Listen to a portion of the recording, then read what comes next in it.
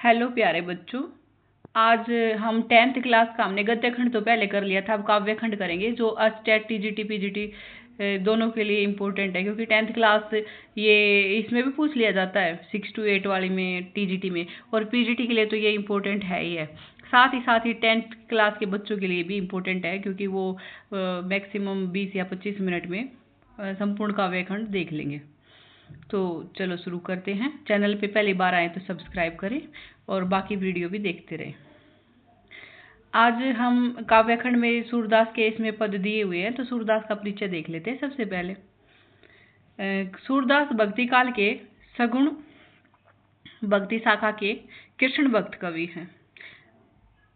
इनका जन्म 1478 में रुनकता में हुआ था। कुछ लोग इनका जन्म स्थान सीही, जो हरियाणा में है, फरीदाबाद में है सीही, वहाँ पे मानते हैं। और ये महाप्रभु बल्लभाचार्य के अष्टछाप के कवियों में से एक थे। जो बल्लभाचार्य के शिष्य थे ना, 4 इसमें बल्लभाचार्य के थे और 4 विठलनाथ के थे। अष्टछाप के जो कवि थे वो 8 थे, उनमें से एक ये थे सूरदास जी। और ये गौ घाट मथुरा वृंदावन के बीच रहकर कृष्ण भक्ति के गीतों और पदों की रचना करते थे और उनका गायन करते थे। इनका निधन है 1583 ईस्वी में हुआ था, पारसोली उत्तर प्रदेश में। सूरदास की प्रसिद्धि का मुख्य आधार इनके द्वारा रचित सूरसागर, सूरसारावली और साहित्य लहरी है। कहते हैं कि सूरसागर में 1.25 लाख पद थे, लेकिन अब 6000 पद ही उपलब्ध हैं। इन पदों में कृष्ण के विविध लीलाओं का मनोहारी गान किया गया है। सूर वात्सल्य और श्रृंगार रस के श्रेष्ठ कवि माने जाते हैं। इन्होंने मुख्य रूप से वात्सल्य और श्रृंगार रस का वर्णन किया है और इसके श्रेष्ठ कवि माने जाते हैं। सूर के काव्य की भाषा ब्रज भाषा है। अच्छा, अब मैं आपसे एक क्वेश्चन पूछती हूँ, उसका आप आंसर देना कि इनके ऊपर खंजन नैन नाम से रचना किसने की है। ये आप कमेंट में कमेंट करके हमें मुझे बताओगे। खंजन नैन से किसने सूरदास के ऊपर रचना की है, उपन्यास लिखा खंजन नैन से, और उन्होंने मानस का हंस लिखा तुलसीदास पे। तो ये दोनों आप मुझे कमेंट करके बताएंगे। अब इनके जो पद आए हैं ना, उनका हम एक बार सारांश देख लेते हैं। पद शीर्षक के अंतर्गत 4 पद संकलित हैं। इन्हें सूरसागर के भरमर गीत से लिया गया है। पूछा जा सकता है कि कहाँ से लिया गया है, तो सूरसागर के भरमर गीत से लिया गया है। भरमर गीत में गोपियों का कृष्ण के प्रति अनन्य प्रेम एवं विरह वेदना व्यंजित हुई है। विरह के पद है इसमें। कृष्ण के मित्र उद्धव ज्ञान मार्ग का संदेश लेकर गोपियों को समझाने आते हैं। गोपियां इसे अव्यवहारिक बताकर नकार देती हैं। वे उद्धव पर करारे व्यंग्यवाण छोड़ती हैं, उपालंब देती हैं उन्हें। गोपियां उद्धव को बड़भागी बताकर अप्रत्यक्ष रूप से व्यंग्य करती है। बड़भागी यानी बड़े भाग्यशाली। और व्यंग्य क्या कर रही है कि तुम देखो, कृष्ण के पास रह के भी उनके प्रेम में नहीं पड़े, तो उन्हें बड़भागी भी बता रही है और उनके ऊपर व्यंग्य भी कर रही है। दूसरे पद में वे अपने मन की व्यवस्था को प्रकट करते हुए कहती हैं कि मन की इच्छा मन में ही रह गई। देखो, पहले पद में क्या कहती हैं, वो व्यंग्य करती हैं गोपियां उद्धव के ऊपर और उससे बड़भागी बताती हैं और उनकी विरह वेदना इसमें व्यंजित हुई है। दूसरे पद में क्या होता है, अपने मन की व्यवस्था को प्रकट करती हैं और क्या बताते कि हमारे मन की इच्छा मन में ही रह गई।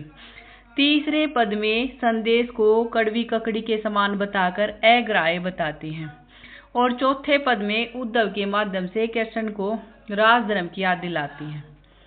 तो इस प्रकार से 4 पद हैं, देख लेते हैं हम। पद भी पूछे जा सकते हैं। पहला पद, उद्धो तुम हो अति बड़भागी, अपरस रहत तग स्नेह तगाते, नाहिन मन अनुरागी, पुरैनी पात रहत जल भीतर, तारस देह न दागी, जो जलमह तेल की गागरी, बूंद न ताको लागी, प्रीति नदी में पाव न बुरायो, दृष्टि न रूप परागी, सूरदास अबला हम भोरी, गुर चाटे जो पागी। तो क्या कहते कि हे उद्धव, तुम तो बड़े भाग्यशाली हो। और ये इसके ऊपर व्यंग्य करती हैं कि तुम कृष्ण जी के साथ रह के भी उनसे प्रेम में नहीं बंधे हो।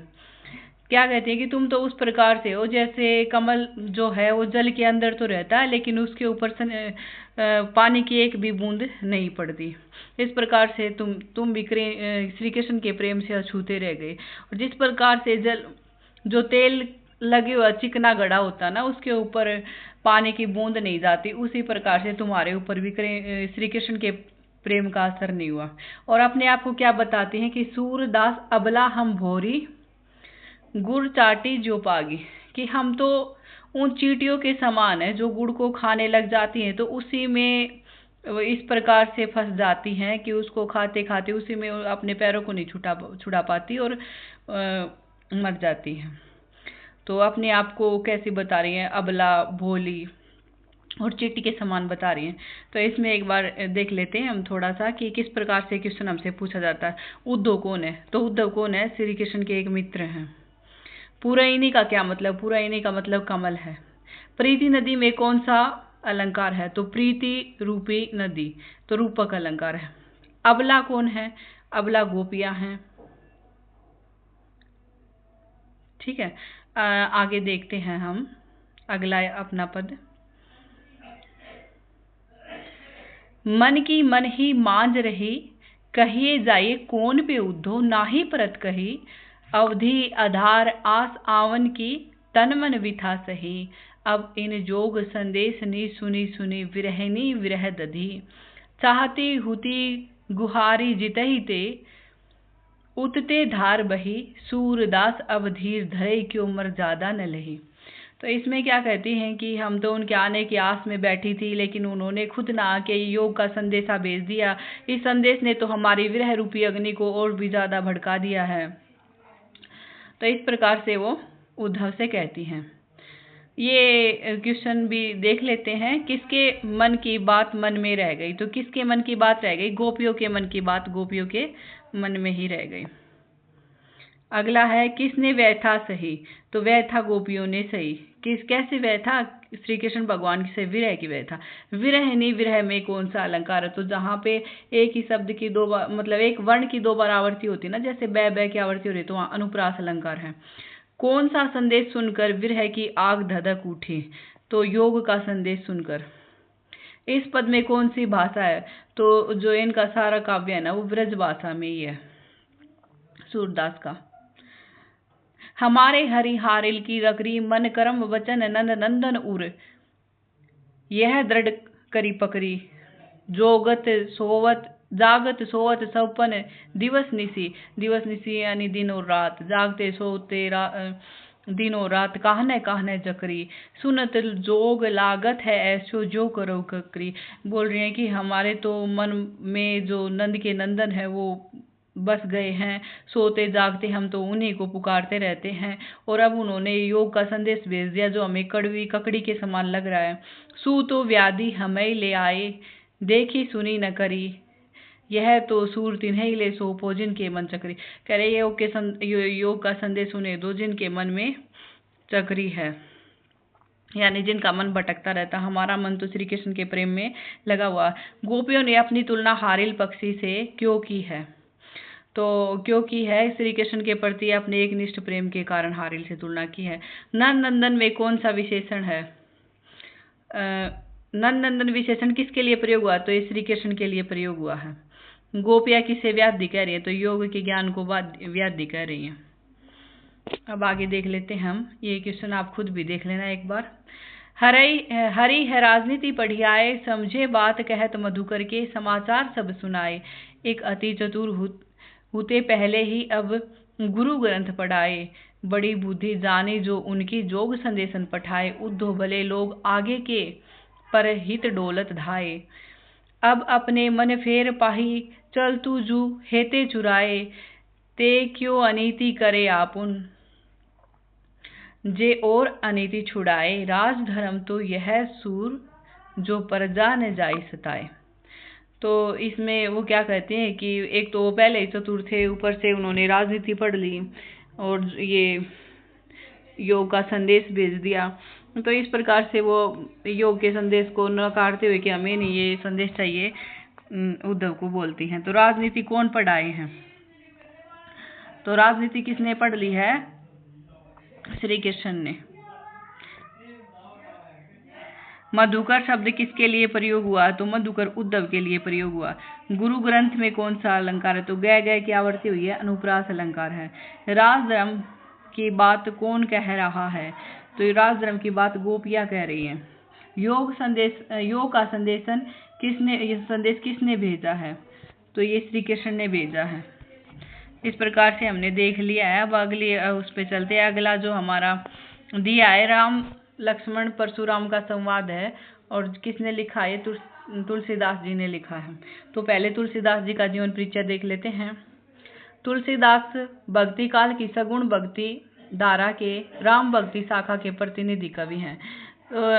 अभी आप मुझे कमेंट करके बताइए, अभी हमने पढ़ा था कि जो सूरदास थे वो सगुण भक्ति की कौन सी शाखा के प्रतिनिधि कवि थे, जिस प्रकार से राम भक्ति शाखा के हैं तो वो किसके थे?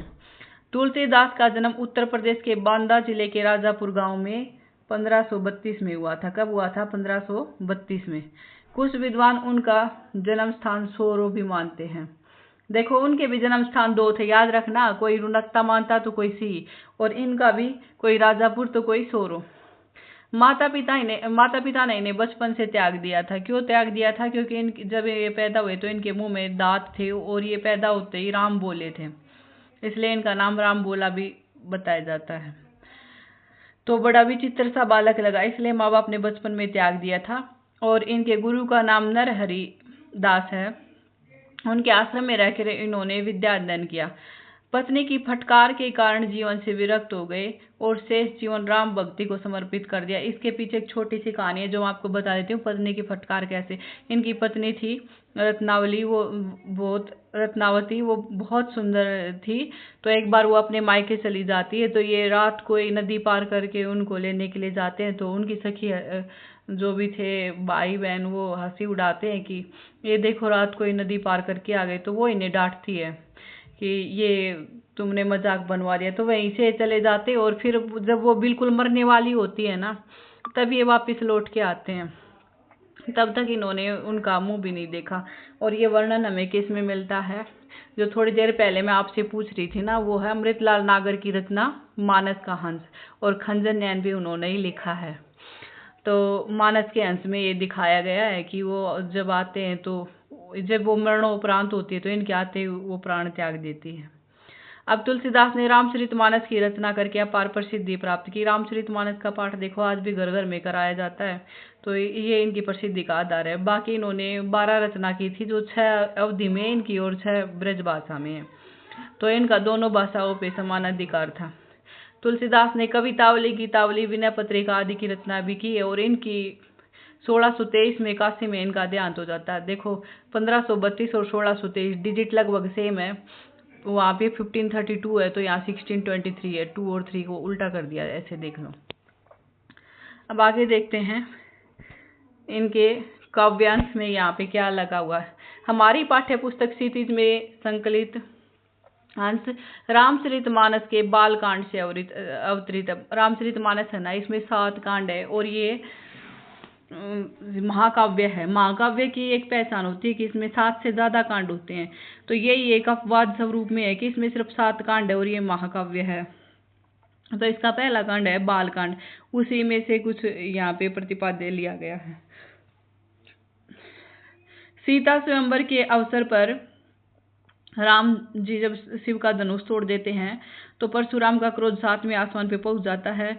लक्ष्मण की बातें जब वो आके राम को वो आके कहते हैं धनुष किसने तोड़ा, और क्रोध में होते हैं, तो लक्ष्मण भी उनको कुछ सुना देते हैं। तो इससे उनकी क्रोध अग्नि में घी का काम करती है लक्ष्मण की बातें।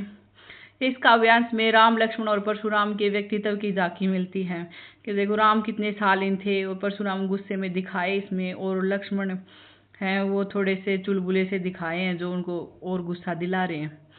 राम के विनय तथा गुरु विश्वामित्र के समझाने पर अंततः परशुराम का गुस्सा शांत हो जाता है, और इस काव्यांश में उसी प्रसंग को प्रस्तुत किया गया है। काव्यांश में लक्ष्मण की वीर रस से पगी व्यंग्या उक्तियों की व्यंजना सरस और प्रभावी है। तो इसमें जो दिए गए हैं ये देख लो एक बार। नाथ शंभु धनु भज निहारा, होए केउ एक दास तुम्हारा। जब वो आके कहते हैं ना कि ये किसने तोड़ दिया, तो श्री राम कहते हैं कि कोई आपका ही दास होगा। तो आय सु कहा कही किन मोही, सुनी रिसाए बोले मुनि कोही। सेवक सो जो करे सेवकाई, अरि करनी करी करई लड़ाई। कहते कि सेवक तो वो होता है जो सेवकाई करता है, सेवा करता है। ये तो अरि यानी दुश्मनी की करनी होती है, जो लड़ाई करते हैं। तो जिसने शिव धनुष तोड़ा है वो तो सहस्त्रबाहु के समान मेरा दुश्मन है। सुनहि राम जेहि शिव धनु तोरा, सहस्त्रबाहु सम सो रिपु मोरा। सो बिल गाई बिलाई समाजा, न ते मारे जय सब राजा। आके कहते कि यहाँ जितने भी राजा बैठे हैं ना, इनमें से जिसने शिव धनुष को तोड़ा वो अलग हो जाए, नहीं तो सारे राजा मारे जाएंगे। सुनी मुनि वचन लखन मुस्काने। उनके वचन सुन के लखन जी मुस्कुराने लगते हैं। बोले परसु धरई अवमाने, और बहु धनुई तोरी लड़काई कि हमने बचपन में बहुत धनुष तोड़े हैं। कबो न असीरीस किन्हीं गोसाई। पहले तो किसी ने ऐसा गुस्सा नहीं किया। यही धनु पर ममता के हेतु, ये जो धनुष है इस पे इतनी ममता क्यों हो रही है? इससे पहले भी तो हमने बचपन से बहुत सारे धनुष तोड़े हैं। सुनी रिसाई कह भृग कुल केतु। तो इस प्रकार से लक्ष्मण भी उनसे बात करते हैं और इससे उन्हें और क्रोध आ जाता है। ये कृष्ण देख लो, कौन स्वयं को दास बता रहे, तो दास कौन बता रहे? राम। मुनि परशुराम ने क्रोध में क्या कहा कि जिसने भी शिव धनुष को तोड़ा है वो सहस्त्रबाहु के समान मेरा परम शत्रु है। परशुराम ने क्या चेतावनी दी? धनुष तोड़ने वाले सब अलग हो जाएं, अन्यथा सब राजा मारे जाएंगे, मैं दंड दूंगा। तो ये सारी बातें उन्होंने कही थी। तो ये क्वेश्चन आप खुद देख लेना, इनके आंसर भी साथ में दिए हैं। अगला देख लेते हैं। लखन का हंसी हमरे जाना, सुनहि देव सब धनुष समाना। का क्षति लाभ जनु धनु तोरे, देखो राम नैन के भोरे। छुअत टूट रघुपति न दोसु, मुनि बिनु काज करई कस रोसु। बोले चिते परसु की ओरा, रेसठ सुनहि सुभाव न मोरा। बालक बोली बंधु न ताहि, केवल मुनि जड़ जाने मोहे। बाल ब्रह्मचारी अति कोहि, बिसव विदित क्षत्रिय कुल द्रोहे। भुजबल भूमि भूप बिन किन्हि, विपुल बार मही देव ही दीनी। सहस्त्र भाव छेदन हारा, प्रसु बिलोकु महिप कुमारा। लखन जी मुस्कुरा के कहते हैं कि हमें तो सब धनुष समान लगते हैं, इससे क्या विशेष हानि हो गई? ये तो राम ने रघुपति ने छुआ ही था और उनके छूने भर से टूट गया। तो इस पे परशुराम क्रोधित होके कहते हैं कि हे बालक, तुम्हें कुछ भी नहीं पता क्या? तुम मेरे बारे में नहीं जानते क्या? मैं बाल ब्रह्मचारी हूँ और बचपन से ही अति क्रोधित हूँ और क्षत्रियों का द्रोही हूँ। मैंने कई बार इस भूमि को क्षत्रिय विहीन कर दिया और सहस्त्र बाहु को भी मैंने मारा था। तो इस प्रकार से वो बताते हैं। तो ये क्वेश्चन आप खुद देख लेना, नहीं तो वीडियो बहुत लंबी हो जाएगी। ये आप पॉज करके पढ़ लेना और इनके आंसर भी यहाँ साथ दिए हुए हैं। अगला हम देख लेते हैं। बैसी लखुन बोले मृदबानी, अहो मुनीसु महाभट मानी। पुनि पुनि मोहि दिखाओ कुठारू, चहत उड़ावन फूक पहारू। ई कुंबड़ बतिया को नाही, जेत रजनी देख मरी जाही। देखी कुठारू सरासन बाना, मैं कछु कहाँ सहित समाना। पीछे के पीवाई को हम देख रहे थे ना, तो उसमें कुंबड़ बतिया के बारे में पूछा गया था। तो ये देख लेना आप, थोड़ा सा हमें इससे आइडिया हो जाता है कहाँ पे। इसमें तो कुंबड़ बतिया के बारे में कोई क्वेश्चन नहीं पूछा गया है। अगला देख लेते हैं। कौशिक स्नेहु मंद ये ही बालकु, कुटिल काल बस निज कुल घालकु। भानु बस राकेश कलंकु, निपट निरंकुश अवधु असंकु। काल कवलु होई छन माही, कहो पुकारु खोरी माही नाही। तुम हटकेतु जो चहु उबारा, कही प्रतापु बेलु रोष तुम्हारा। लखन कहे मुनि जसहु तुम्हारा, तुम्हें अक्षत को बरन पारा।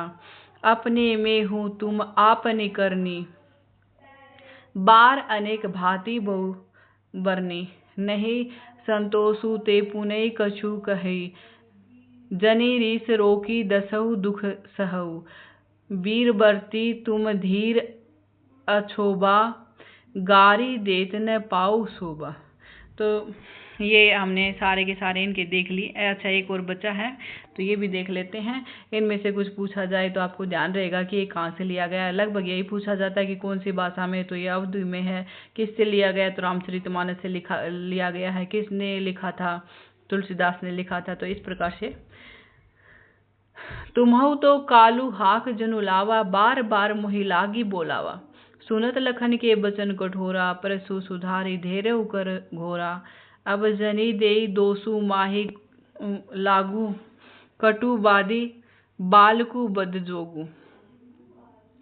बाल बिलोकी बहुत मैं बाचा, अब यही मर निहारा था भाव साचा। कोसी का क्षेमई अपराधु, बाल दोष गुण गनहि न साधु। खर कुठार में अर करनी कही, आगे अपराधी कुल द्रोही। उत्तर देत छोड़ो बिन मोरे मारे, केवल कोशिक सील तुम्हारे। न त यही काटी कुठार कठारे, गुरही उर्नी होतौ शरम थारे। ये कुठार किसको कहा जाता है, ये परसु लेके आते हैं ना उसको। तो ये हमने देख लिए हैं।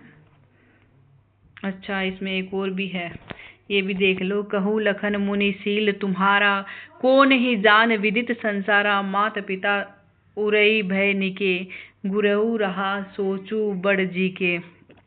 सो जनु हमरा माथा काढ़ा, दिन चली गए ब्याज बड़ बाढ़ा।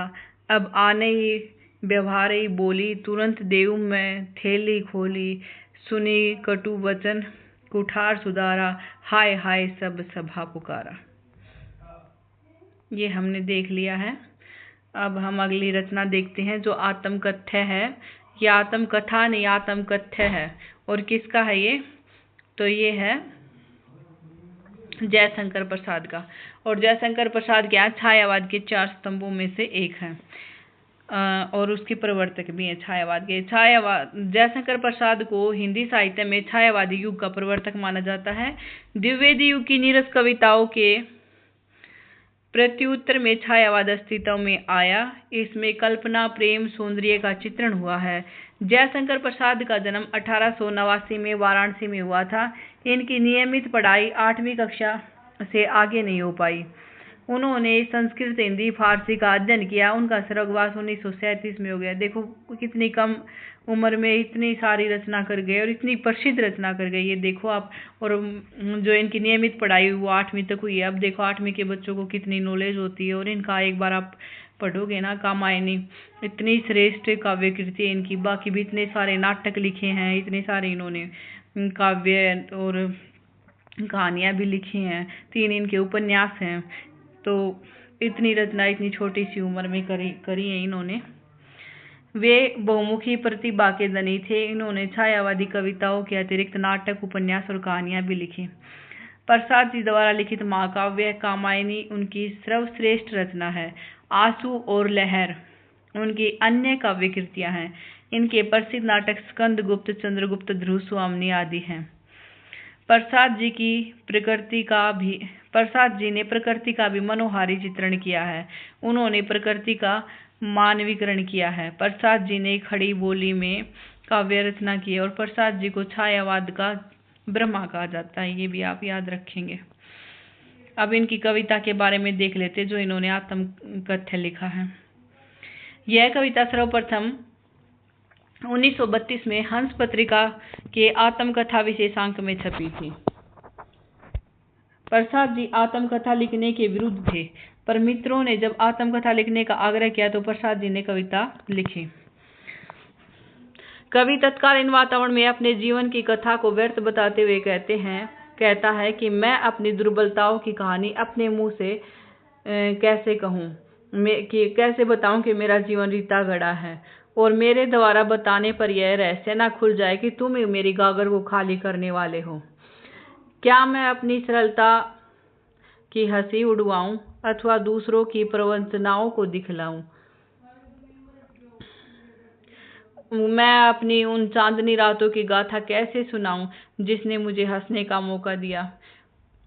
मुझे सुख ज्यादा देर तक नहीं मिला, जो सुख था वो मेरे आलिंगन में आते आते मुस्कुराकर भाग गया। यह कहते कहते कवि अपनी प्रेयसी के साथ बिताए मधुर क्षणों का भी स्मरण करते हैं। अब तो वे उन सुखद क्षणों की स्मृति ही उनके पास बची है। अब मेरी गुदड़ी को उधेड़कर तुम्हें कुछ नहीं मिलेगा। अर्थात इसमें कोई विशेष बात नहीं है। अभी वह समय नहीं आया है कि मैं अपनी कथा कहूँ। वह अभी मेरे सीने में चुपचाप पड़ी सोई अवस्था है। देखो, उस समय हंस पत्रिका में एक विशेष अंक छपता था जिसमें आत्मकथा लिखने का सिलसिला चलता था। तो इनके भी सारे मित्र जो और लेखक थे वो इनसे कहते हैं कि तुम भी अपनी आत्मकथा लिखो, लेकिन ये अपनी आत्मकथा नहीं लिखना चाहते थे। ये कह रहे थे कि मैं नहीं लिखूंगा। तो इन्होंने आत्मकथा नहीं, अब आत्मकथ्य लिखा है। तो वही हम देखते हैं।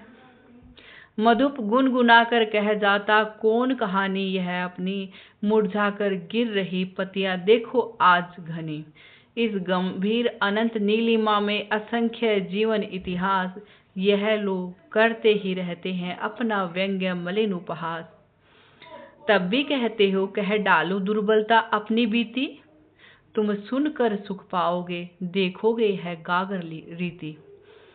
किंतु कहीं ऐसा न हो कि तुम ही खाली करने वाले, अपने को समझो मेरा रस ले अपने भरने वाले। तो ये इनका आत्मकथा जो दिया आत्मकथ्य है ये हमने देख लिया। अब अगली जो रचना है ये सूर्यकांत त्रिपाठी निराला की है। और सूर्यकांत त्रिपाठी निराला को छायावाद का ब्रह्मा तो जयशंकर प्रसाद थे, इन्हें महेश कहा जाता है। और पंत जी को क्या कहा जाता है ये आप मुझे कमेंट करके बताएंगे। छायावाद के 4 स्तंभ हैं, जिनमें से जयशंकर प्रसाद, सूर्यकांत त्रिपाठी निराला, सुमित्रानंद पंत और महादेवी वर्मा हैं। 4 पिलर हैं छायावाद के, और चारों को कोई ना कोई नाम दिया गया है। उनको आधुनिक युग की मीरा कहा जाता है, महादेवी को। कवि सूर्यकांत त्रिपाठी निराला काव्य चेतना का दौर छायावादी कविता में हुआ था। दूसरे दौर में वे प्रगतिवादी कविताएं करने लगे थे। इन्होंने छायावादी भी और प्रगतिवादी भी दोनों प्रकार की रचना की है। इनका जन्म 1899 में बंगाल के महिसादल में हुआ था। ये मूलतः गढ़कोला, जो जिला उन्नाव उत्तर प्रदेश का, उसके निवासी थे। इनकी भी देखो औपचारिक शिक्षा 9वीं तक हुई है। और इनका आप पढ़ोगे ना तो इतनी अच्छी इन्होंने सरोज स्मृति, राम की शक्ति पूजा, कुकुरमुत्ता, इतनी अच्छी अच्छी रचनाएं की हैं, बहुत ज़्यादा अच्छी अच्छी। आगे देखते हैं। इन्होंने स्वाध्याय सहित संस्कृत, बांग्ला और अंग्रेजी का ज्ञान अर्जित किया। इनका जो पारिवारिक जीवन था वो दुखों और संघर्षों से भरा था। कैसे? एक बार अकाल में इनकी पत्नी, बाई के बच्चे, पिता ज़्यादातर चल बसे थे। और फिर इनकी बेटी भी 18 साल की होते ही उसका भी निधन हो जाता है। उसका नाम सरोज था। उनके जीवन के ऊपर इन्होंने सरोज स्मृति लिखा है, जो हिंदी साहित्य का सबसे बड़ा जो शोक गीत कहा जाता है। 1961 में इनका देहांत हो गया। इनकी रचना है राम की शक्ति पूजा, अनामिका, परिमल, गीतिका, और ये खड़ी बोली में कविता करते थे। अब आगे देखते हैं हम। इनके यहाँ पे 2 लगी, एक तो उत्साह और एक अट नहीं रही है। तो उत्साह एक आह्वान गीत है। इसमें कवि ने बादल के माध्यम से पीड़ित शोषित जनों की व्यथा को रेखांकित किया है। और बादल सामाजिक क्रांति का प्रतीक है। पूछा जा सकता है कि बादल किसके प्रतीक है? तो सामाजिक क्रांति का। अट नहीं रही है, इसमें फागुन मास की मादकता को व्यंजित किया है। यह मास में सर्वत्र सौंदर्य और उल्लास दिखाई देता। फागुन मास में क्या दिखाई देता? सर्वत्र सौंदर्य और उल्लास। तो इनके उत्साह कविता हम देख लेते हैं। बादल गरजो घेर घेर घोर गगन, धाराधर ओ ललित ललित काले घुंघराले, बाल कल्पना कैसे पाले, विद्युत छवि उर्मे कवि नव जीवन वाले, फिर भर दो बादल गरजो, विकल विकल उन्मत्त थे उन्मन, विषव की निदाग्ध के सकल जन, आए अज्ञात दिशा से अनंत के घन, तप्त धरा जल से फिर शीतल कर दो बादल गरजो। तो ये इन्होंने लिखी है। और दूसरी इनकी जो थी वो है इसी में अट नहीं रही है। तो आगे हम देखते हैं नागार्जुन। नागार्जुन का जो मूल नाथ है वेद्यनाथ मिश्र है और इनका जन्म बिहार के दरभंगा जिले के सतलखा गांव में 1911 में हुआ था। इनकी शिक्षा बनारस और कलकत्ता में हुई थी। 1936 में श्रीलंका गए और बौद्ध धर्म में दीक्षित हो गए। 1938 में भारत लौटे। ये अक्खड़ स्वभाव के थे। इनका देहांत 1998 में हुआ। बाबा नागार्जुन का लोक जीवन से गहरा सरोकार रहा। इनकी जो रची प्रमुख काव्य रचनाएं वे युगधारा, सतरंगे पंखों वाली, प्यासी पथराई आंखें, पुरानी जूतियों का कोर्स। नागार्जुन के हिंदी के अलावा मैथिली, बांग्ला और संस्कृत में भी कविताएं हैं और मैथिली में है इनकी पत्रहीन नगनगाछ, बहुत प्रसिद्ध है।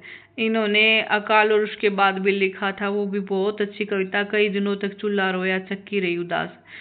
और इन्होंने ये कालिदास के जीवन पे भी बहुत अच्छी कविता लिखी। कालिदास ओ कालिदास, बहुत प्यारी कविता, कभी सुन के देखिएगा। कुमार विश्वास की आवाज में आप सुनोगे ना, इतनी प्यारी कविता है वो। अब आगे हम देखते हैं। एक इन्होंने ये ना इस टाइप के कवि थे कि ये सरकार से भी भिड़ जाते थे। इन्होंने उसके ऊपर जब महारानी आ रही थी वापिस से, तो देखो मुश्किल से तो आज़ादी मिली थी, फिर वो एक बार फिर आ रही थी भारत में, तो उनके स्वागत की तैयारी हो रही थी बहुत जोर शोर से। तो उसके ऊपर भी इन्होंने लिखा कि आओ रानी हम ढोएंगे पाल की। ये सत्ता से भिड़ने वाले आदमी थे। इन्होंने सीधे इंदिरा गांधी को भी कह दिया था कि इंदू जी क्या हुआ आपको। इस प्रकार से इनकी कविताएं हैं। नागार्जुन की जो दो कविताएं इसमें हमारी, तो एक तो दी गई है दंतुरित मुस्कान और दूसरी है फसल। तो दंतुरित मुस्कान में क्या है, छोटे बच्चे का मनोहारी मुस्कान को देखकर जो भाव उमड़ते हैं ना, उन्हें कवि ने अनेक बिंबों के माध्यम से प्रकट किया है। बच्चे के मधुर मोहक मुस्कान देखकर कठोर हृदय व्यक्ति भी पिघल जाता है। और दूसरी है इनकी फसल। इसमें यह बताया गया है कि प्रकृति और मनुष्य के सहयोग से ही सृजन संभव है। फसल शब्द सुनते ही हमारी आंखों के सामने खेतों में लहराती फसल का दृश्य आ जाता है। तो ये दोनों इसमें दी गई है। तो इसमें एक बार हम थोड़ा सा देख लेते ताकि कोई भी पंक्ति भी आ जाए तो हमें याद रहे।